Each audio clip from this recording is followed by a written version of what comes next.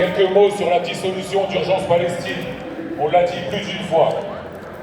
La complicité du gouvernement français, la complicité plus généralement de l'Europe et de l'Occident, elle a deux visages. Le premier, c'est celui de cette impunité dont parlait Anne Tuaillon, la présidente de l'association France-Palestine Solidarité, que je tiens à saluer.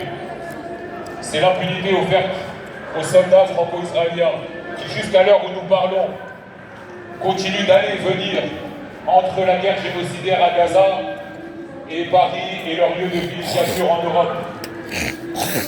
Une impunité qui permet jusqu'à aujourd'hui à des organisations sionistes de collecter des fonds qui servent à l'armée coloniale et au projet génocidaire. Cette impunité, c'est une honte, d'autant plus qu'elle se double de ce deuxième aspect de la complicité du gouvernement français. Ce deuxième aspect, c'est celui de la répression qui nous vise toutes et tous, syndicalistes, étudiants et étudiantes, travailleurs et travailleuses. Nous sommes aujourd'hui tous confrontés à cette réalité terrible qui est que ceux qui brandissent le drapeau palestinien, ceux qui se battent pour la libération, ceux qui résistent, sont traités d'antisémites et de terroristes.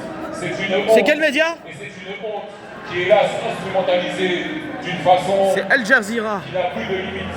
Au point que quand Macron, Ils sont là, qui est en train de couvrir. trop tard, et avec toujours cette hypocrisie qui caractérise les gouvernements occidentaux, quand Macron dit qu'il y a des crimes de guerre qui sont commis dans la bande de Gaza, que dit Netanyahou? Il accuse Macron. C'est sûr que je suis en direct du boulevard Magenta, Barbès. De faire l'apologie du terrorisme. C'est dire où nous en sommes aujourd'hui. Ce gouvernement israélien prétend que l'ONU est antisémite, prétend que toutes celles et ceux qui lèvent le drapeau palestinien seraient des terroristes. Nous n'allons pas nous laisser faire et nous allons continuer de nous battre. Parce que cette bataille, elle n'est pas que pour les Palestiniens à Gaza, à Jénine et partout ailleurs. Cette bataille, c'est une bataille pour le droit.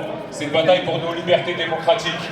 Car si nous laissons faire aujourd'hui la dissolution d'Urgence Palestine, eh bien demain, ça peut être n'importe quel syndicat, avec les mêmes arguments fallacieux, n'importe quelle organisation politique peut être dissoute par un simple décret signé du ministère de l'Intérieur. Face à ça, mes amis, il faut nous battre. On se bat pour la Palestine, certes, mais on se bat surtout pour notre dignité, pour nos droits à toutes et tous, peuples du monde. Ce que j'aimerais dire, c'est déjà saluer les plus de 230 000 personnes qui ont signé en l'espace de 2 semaines la pétition contre la dissolution d'Urgence Palestine. C'est un mouvement, un élan populaire sans précédent.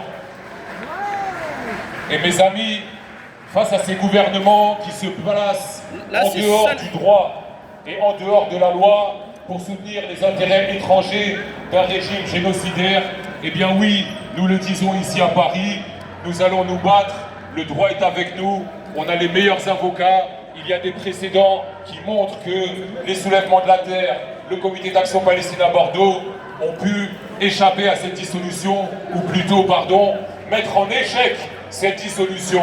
Est-ce qu'on va y arriver? Ça dépend de vous, ça dépend de nous, de la mobilisation des organisations syndicales et politiques. Et nous sommes aujourd'hui un grand front uni pour mettre en échec cette tentative de faire taire les voix du peuple palestinien et de faire taire les voix de notre résistance commune. Et je vais terminer avec un dernier mot pour dire qu'aujourd'hui notre mobilisation, elle s'inscrit dans une mobilisation mondiale et européenne en particulier. Nous, Palestiniens en France, avec Urgence Palestine, nous avons porté cette plateforme qui a amené à des mobilisations qui ont commencé la semaine dernière. Il y avait 100 000 personnes à Madrid. Cette semaine, elle a été ouverte le 10 mai à Madrid pour une mobilisation nationale qui a rassemblé 100 000 personnes. Le lendemain, nous étions 80 000 à Bruxelles, capitale de l'Union européenne. Aujourd'hui, nous sommes dans plus de 10 villes en Europe, mobilisés par dizaines de milliers, par centaines de milliers. Cette mobilisation, ces marches, ces démarches pour le retour dans une Palestine libérée de la tyrannie et de l'oppression coloniale, le retour dans une Palestine où nous pourrons ensemble, frères et sœurs, dans une égale dignité, dans une égale humanité, partager enfin les fruits de la libération après les heures amères du génocide et de la terreur coloniale. Je vous salue encore une fois au nom de notre peuple qui résiste et nous continuons la marche ensemble jusqu'à la victoire, jusqu'à la libération. Merci.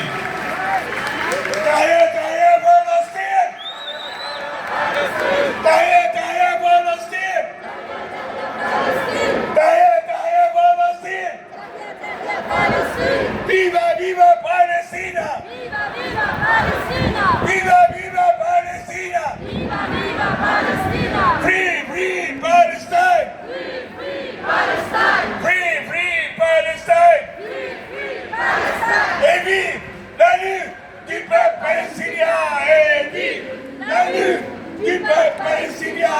Et vive la lutte du peuple palestinien! Et vive Palestinien! et vive la lutte du peuple palestinien!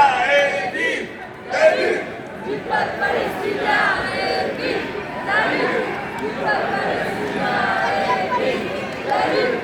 Chers amis, chers camarades, on va passer la parole à Lana Sada, une Palestinienne du Forum Palestine Citoyenneté.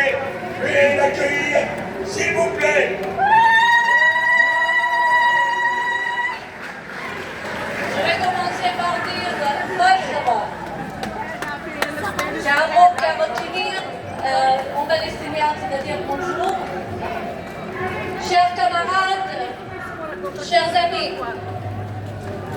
c'est encore une fois, on manifeste depuis 18 mois.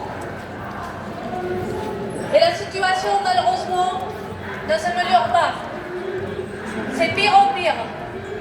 Aujourd'hui, normalement, on commémore les 77 ans de la Nakba, les grandes expulsions de peuples palestiniens où 800 000 Palestiniens ont été expulsés de leurs terres. Ils sont chassés En direct de par la Barbès, force, Rochechouart, par les massacres boulevard Magenta, en ce 17 mai organisés par les 2025, milices sionistes rassemblement de Haganah et des autres qui sont devenus après l'armée coloniale officiellement après la création de l'État colonial. en direct de boulevard Magenta, Jam Prod, Aujourd'hui, 17 mai 2025, Jamel, Radio on Plus le les dit, amis, nous, salam à tous. Palestiniens et À très Palestiniennes, bientôt, à très vite, que la en ce Nakba 17 n'est mai pas 2025. Le Nakba